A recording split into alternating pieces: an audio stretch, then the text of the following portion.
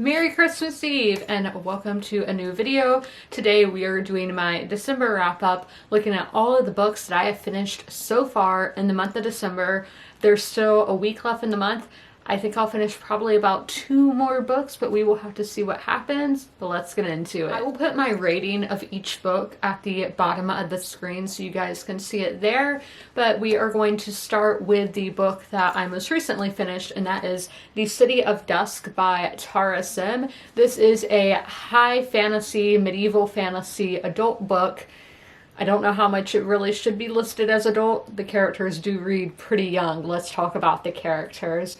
The author obviously had a favorite character here, and that was Tay. Tay was pretty much our main character, but we got a POV of all 4 of these heirs to the royal houses in this world. And then we had Julian, who is our 5th POV, and he was a light soldier, so I liked his because we got an outsider perspective. But back to Tay, our main character. I did not like her at all. I don't know how old she was supposed to be, but she read very young. She was not responsible. People did call her out on that, so I do appreciate that. But a really reckless character who a lot of the actions didn't really add up to who she was as a person, and I just did not like her. Let's talk about our other characters. So Angelica, I really liked because she was the bad one, you know? Like, she knows her worth, she knows her value, and she's mean. She doesn't care though, and I'm always drawn to those kind of characters. Risha was another one that I liked, who was our necromancer, and she's learning about being a necromancer, but she has all these spirits in her head of recently deceased people, and they're all telling her how they died. It's overwhelming for her, and we had this young girl and is hearing all of that and doesn't know how to get those voices of the spirits out of her head.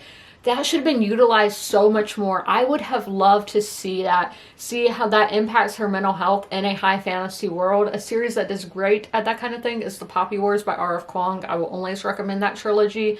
The author just should have utilized that so much. Then we have Nicholas, who is another one of the heirs, and he is our first male POV that we're introduced to, and he is not as developed as the female characters. His chapters were very sporadic and all over the place. And lastly, we had Julian, who, as I said, I do like because we got that outsider perspective with him. He is a soldier who is just trying to make ends meet because his mother is sick and he has to pay for her medicine somehow. And in these high fantasy worlds, I always like getting that more outsider perspective of what it's like for a normal person rather than somebody involved with all the politics of the world. Now, my next complaint kind of falls on the world building, but we do go to atmosphere after we do characters, but stick with me here. With the characters, I have no idea what they look like. I don't even know if they were human, because other appendages like wings and horns were mentioned, and like blue skin. I don't know what they look like. I don't know if they were human or not. I painted my own picture in my head. I don't know if that is the picture that the author intended, but I am somebody who, I'm a very visual person, so I was making my mind work. As for the atmosphere, I did love the magic system in this, as we have gods who are now gone, but our characters are descended from those gods, and that's how they have their magical powers. I thought that was really cool. The writing is where this gets kind of confusing. Okay, the prose itself, fantastic, great prose, beautiful, thought-provoking writing. A lot of people think you're not going to get that with fantasy, but you can, and you do get that here. But the pacing, this is 550 pages. I think it could have been 250. This was so long, and with Tay's chapters, those were the only chapters that felt like the plot was moving forward. With all 4 of the other POVs, it was just dilly-dallying. We were going about slice of life with them, and then going about their day-to-day lives, when Tay's chapters were the only ones moving the story forward. So what was even the point of having all those other characters and their chapters? It made the story so much longer and boring in those instances. Major pacing issues here. And with the plot, this was a book I got in a subscription box, so this typically isn't a book that I would go for on my own. The plot was fine. It's these four people coming together to try to save the world, try to change the system that they're living in. I don't really understand because they're like living this life of privilege and everything, but I there needed to be more building there. I think I would have cared more for the plot if it wasn't so, the pacing issues weren't bad, because once we got to the halfway point, I was waiting for the book to be over. I was like, okay, let's just get to the point here. And if I cared more about the characters. Let's move on to a 5-star read, and that is The Complete Persepolis by Marjane Satrapi. This is a graphic memoir, so a memoir told in a comic format, and oh my gosh, this was such an eye-opening read. I've read several books about the Islamic Revolution in Iran, but this is the first one where I got a full understanding of it. A lot of people from the Middle East have kind of complained about this book, thinking it's too simple, but I've since learned that Marjane Satrapi wanted to make a book that was easy and accessible for a Western audience to read so they would understand what was happening in her home country of Iran. And man, she does a great job. And how I think that was done, we are following Marjane from the time she is a little girl to, you know, when the book was published, to the late 90s. And we are learning about the revolution as she is, as her parents are explaining to her as a child what all is happening in her country. And I just think everybody needs to read this. I think this needs to be required reading in school. I've since learned that it was required reading for a lot of people, but for me personally, it wasn't. I think this would be great for like juniors and seniors in high school in some kind of history class, social studies, that kind of thing. Really makes you think. If you think of the country of Iran, you're probably going to think of fundamentalism, you're going to think of terrorism. But no, you have to think how many people live in these countries. I'm not exactly sure the population of Iran, but I'm sure it's millions of people. You think every single one of them deserves to have a bomb dropped on their house, to have ballistic missiles sent at their country? If you do, you're messed up. I do not believe in violence. And it's because people are thinking of the government, they're not thinking of the innocent people. I compared this to The Book Thief by Marcus Zusak, but I think this one is even more prevalent because Iran is still an adversary to the United States. When Nazi Germany sounds so foreign, and because of Nazi Germany, that's a European Western nation, and who is now Germany is now an ally. But with Iran, these are people who are different than the typical American because they're Muslim, they are Middle Eastern, and blah, blah, blah, all the stuff of how you can say they're different.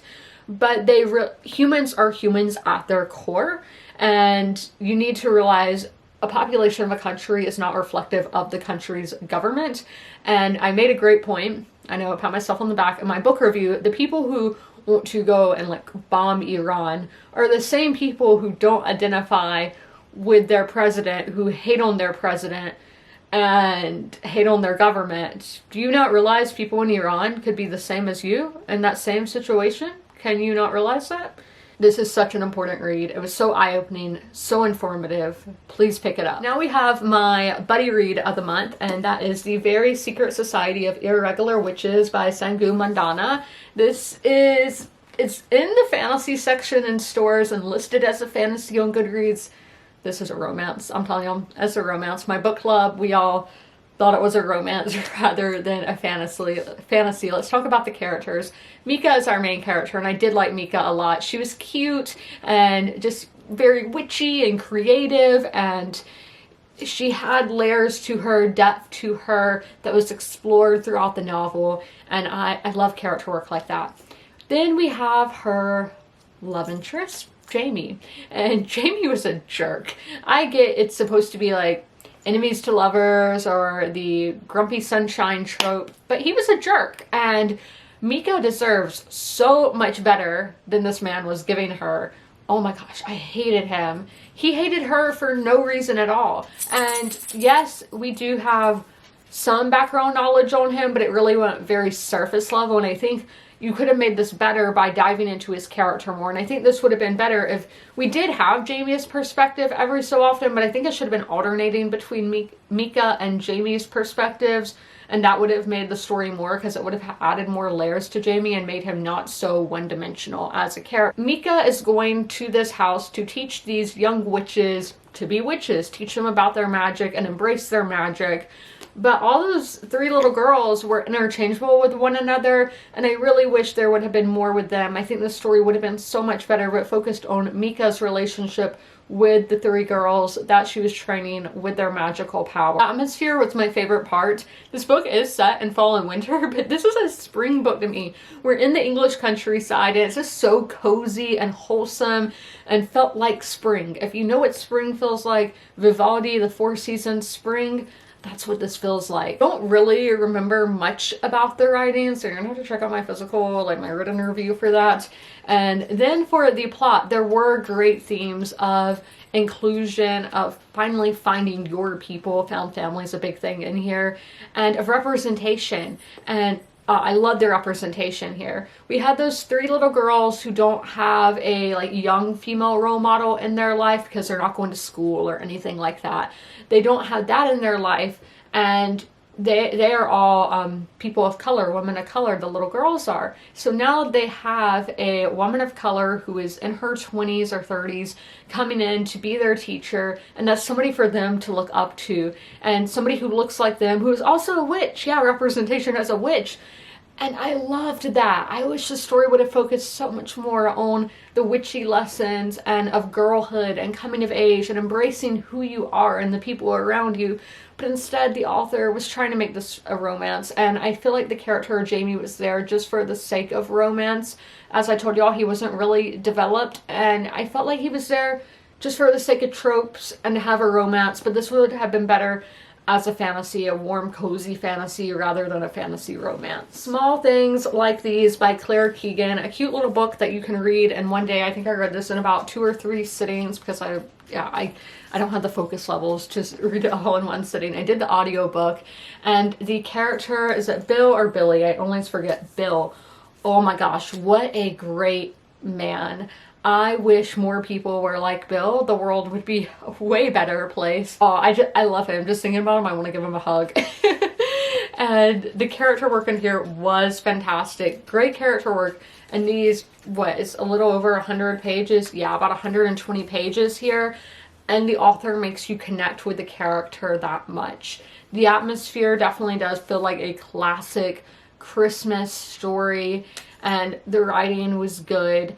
The plot, though, is where it gets kind of iffy for me. I'm like, yeah, that was good. But being Booker nominated, on the short list, mind you, having an adaptation coming out and being so well loved, I expected just more from the story. I think this needed a little more, especially with our like Catholic plot line. More could have been added to the story, but I'm really liking Ireland right now. Like, thank you, Dairy Girls. I'm in an Irish mood. Ireland, that book I read a few years ago.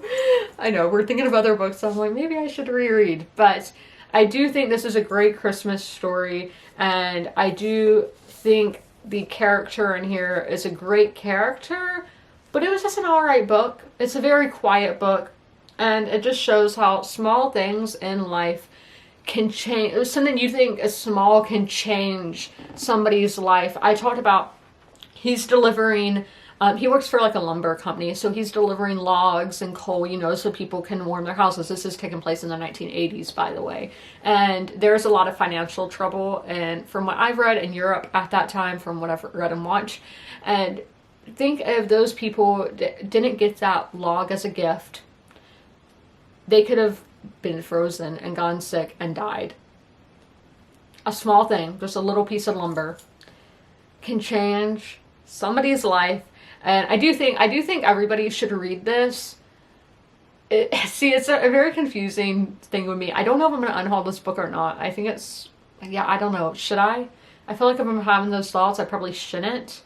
We'll have to see what happens in the next week. Now we have Eileen by Otesha Moshfegh, which was a 5-star prediction for me, but I gave it some kind of 4-star rating. You'll see it on the bottom of the screen. But I did love this. This is a great character study. I've had some good characters this month. I'm happy about that because I'm a character-driven girl.